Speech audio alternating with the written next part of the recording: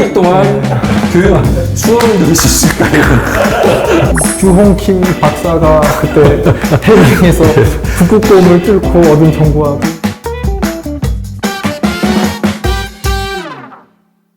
안녕하세요. 극지연구소 강실장입니다. 자, 오늘도 우리가 기후변화 그리고 미래에 대한 이야기를 좀 해보려고 합니다. 우리 한번 만난 적 있죠? 이번에도 미래를 예측하는 과학자분을 모셨습니다. 극지연구소 김주홍 박사님입니다. 와. 네, 안녕하세요. 저는 극지연구소 대기연구본부에 근무하고 있는 김주홍이라고 합니다. 반갑습니다. 네, 반갑습니다. 박사님, 저희 유튜브 보셨나요? 네, 네. 맞습니다. 저희가 시작할 때 하는 게 있어요. 10글자로 본인을 소개하는. 준비해 오셨죠? 사실 앞부터 보질 않고 아니, 그래서 준비를 안 했습니다. 10글자로 본인을 소개해 주시면 됩니다. 극지 현장 관측 기반 기후과학자. 극지, 현장, 관측, 기반, 또 과학자 정도로 하겠습니다. 네, 네, 한 10.5자 정도로. 예, 대략. 네, 극지 현장 기반. 극지 이제 남극이든 북극 가신다는 얘기인 거고, 네. 우리 미래를 예측한다. 두 가지 연구를 하세요. 올 겨울은 더울까요, 추울까요? 지금 9월 말인데 겨울이라고 하면 12월부터 네, 네. 2월 사이를 알고 싶으신 거잖아요. 이제 속마음을 얘기해 드리면요. 네. 너무 빨리 질문하신다. 현재로서는 아직 알 수 없다. 그럼 왜 그러냐면 우리가 겨울을 예측하려면은 겨울을 예상할 수 있을 만한 근거를 현재 네네. 충분히 갖고 있어야 되잖아요. 네. 근데 아직 9월 달에는 근거가 우리가 충분히 많지가 않아서 그래요. 근데 우리가 네. 막 당장 이번 겨울이 아니라 막 2100년에 몇 도 오르거든 이런 것도 네. 예상을 하는데 그건 너무 안 맞지 않아요? 그건 굉장히 다른 문제예요. 기후 예측에도 시간 규모라는 게 있습니다. 우리가 먼 미래를 좌우하는 예측 요소하고 가까운 미래를 좌우하는 예측 요소는 완전 달라요. 가령 이제 30년 전보다 지금이 뜨겁다 할 때는 가장 중요한 1차적 교류 대상이 지금 이산화탄소가 된 거죠. 박사님 그러면 예, 막 그 예. 얘기하잖아요. 올 여름 더워졌는데 이게 막 이산화탄소를 많이 써서 지금 더워진 거 이거 다 서로 다른 스케일의 얘기를 묶어가지고 막 하는 거네요. 묶어서 얘기한 거죠. 아주 엄밀하게 하면요. 네. 어떤 측정한 한 해 이벤트를 갖고 네. 기후변화 때문이라 얘기하는 거는 원래 논리적 비약이에요. 박사님 되게 중요한 네. 포인트 일단 짚어주셨어요. 우리가 날씨 이야기하는 거랑 기후변화 얘기하는 거는 이제 스케일이 좀 다르다. 네.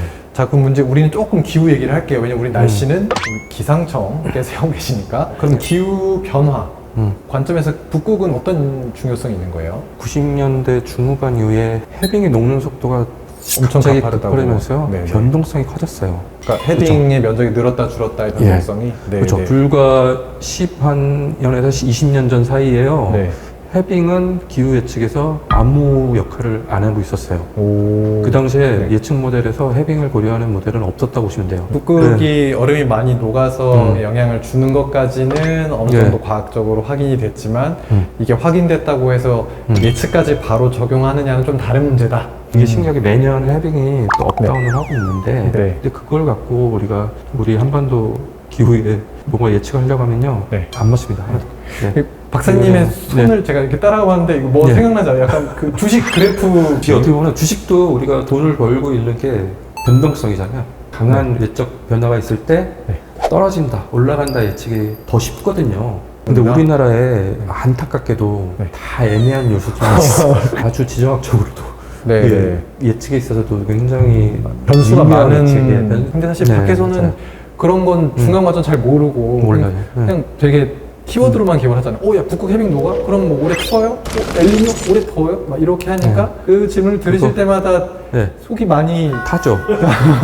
네. 네, 내가 이분하고 한 그냥 학기 동안 교육 수업을 들으실 수 있다면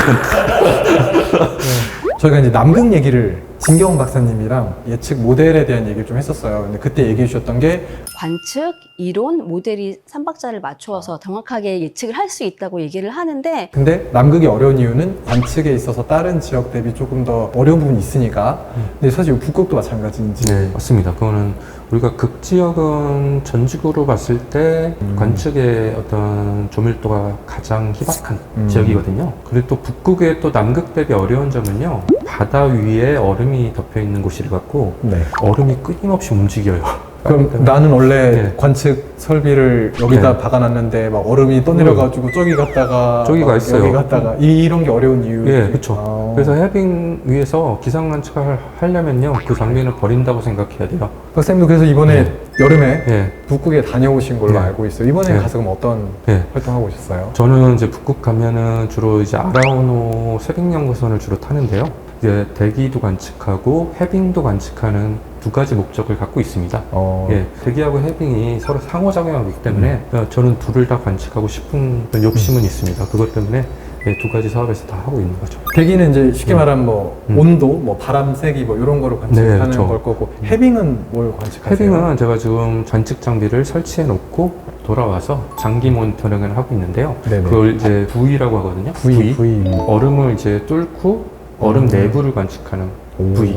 그 부위가 지금 실제로 해빙의 두께가 얼마나 자랐는지 줄었는지를 이제 관측을 하면서 위성을 통해서 계속 보내주는, 그러니까 실시간 관측 플랫폼 중에 가장 중요한. 그럼 이렇게 한번 부위 설치해 놓으면은 네. 막 오랫동안 받을 수 있는 거예요? 아니면은 근데 문제가 이제 현장 환경에 따라서 빨리 죽는 경우가 좀 있습니다. 해빙이 깨지거나 위성 센서가 작동을 할 수가 없는 네, 상태가 네. 되기도 하고요. 곰이 막 가져가거나 하진 않아요? 그건 좀 안 그러겠죠? 저는 곰에 가장 많이 피해를 받은 사람 중에 하나입니다. 그래요? 5번 이상이에요. 그막 네. 부위에서 찍진 않아요? 혹시 막 북극곰 나타나고 하면? 예전 장비들은 찍었어요. 현장 상황이 어떻게 변하고 있는가 이런 부분을 찍었는데 발자국이 보입니다. 근데 2015년도에 네. 노르웨이 현장 캠페인에 참여한 적이 있었는데 우리도 설치하고 다른 나라도 설치하고 여러 장비들이 있어요. 근데 신기하게 곰이 우리 장비만 건드려갖고요. 저희는 다음 날을 안 건드리겠지 했는데 네. 첫날 건든 거 둘째 날 무조건 건든. 아, 기본적으로 곰도 팬놈만 계속 패는 스타일인가 봐요. 아. 거기에 본인의 채취를 내 장난감이다라고 이제 결정을 하면은 똑같이도 있네? 그럼 다음에 장비가 보통 좀 외람되지만 개당 가격이 세당 가격이 한 3천만 원 정도 웃으면서 얘기하고 있지만 여러분 이거 한 번 할 때마다 3천만 원씩 날아가는 얘기예요. 장난감이 되는 겁니다. 북극 가셨을 때 곰한테 좀 뭔가 나쁜 행동을 해서 곰들 그 커뮤니티에 야 저기 뭐 극정소에 그 기우하는 사람 오면 그것만 조져 막 이렇게 혹시 소문난 거 아니에요? 제가 너무 곰이 좋아하는 음식을 많이 먹었을 수도 있고 좋은 향기를 많이 묻혀놨나? 네네. 제가 많이 이성을 해서 그럼 어때요? 지금은 잘 신호가 오고 있나요? 두 개를 설치했는데요. 네. 하나는 아쉽게도 헤딩이 녹는 곳으로 내려가갖고 이미 한 달 정도밖에 안 됐는데 벌써 설치할 때 좀 걱정하긴 했는데 네. 예, 아쉽게도 그 또 흘러가는 방향이 더 따뜻한 곳으로 계속 흘러가 버려갖고 근데 그 나머지 하나는 되게 잘 살아 있습니다. 네, 그거는 5월 동안 아마 살아요. 이제 해빙이 다시 자라는 기간이 도래하니까 속 시원하게 막 이러니까 올해는 뭐 1도 오를 거야, 뭐 내년에는 이만큼 더워질 거야 이런 얘기하면 되게 좋잖아요. 네. 근데 이제 왜 이렇게 어려울까요? 수많은 그 예측에 바꿀 수 있는 변수들에 하나도 변하지 않는다는 가정하에 그러면 예측이 조금 더 잘 맞을 수 있는데 그런 상황은 없죠, 세상에. 북지역은 관측이 너무 희박해서 기후과학자들한테 줄 관측이 너무 없어요. 극지역 관측을 좀 늘리고자 하는 캠페인이 계속 있는 거예요. 그래서 박사님은 그래서 본인이 연구실에서 연구하는 거를 어느 정도 희생, 감내하고 현장에 네. 가서 정확한 정보를 얻기 위한 걸 하신다? 현장 정보를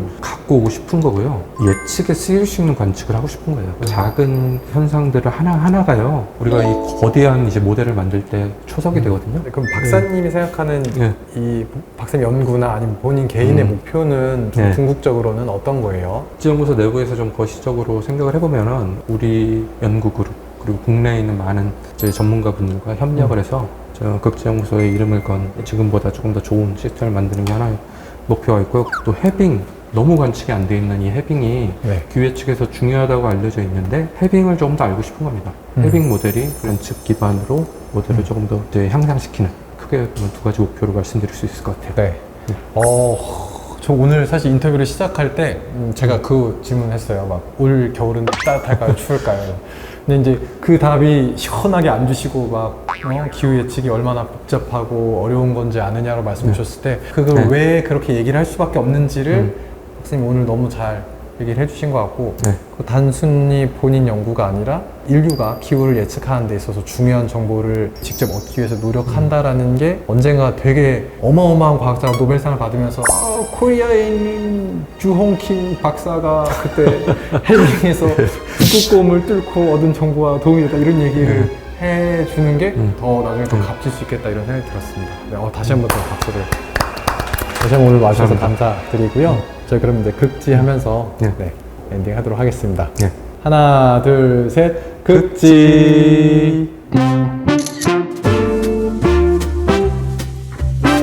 네, 혹시 더 하고 싶은 말씀 더 하고 싶은 있으시다면? 얘기는요? 네. 겨울 예측은 11월 달에 물어봐 주세요. 자, 여러분, 겨울 예측은 너무 11월 빨리 달에. 물어보지 마시고. 틀릴 수 있다는 점은 이해해 주시고요.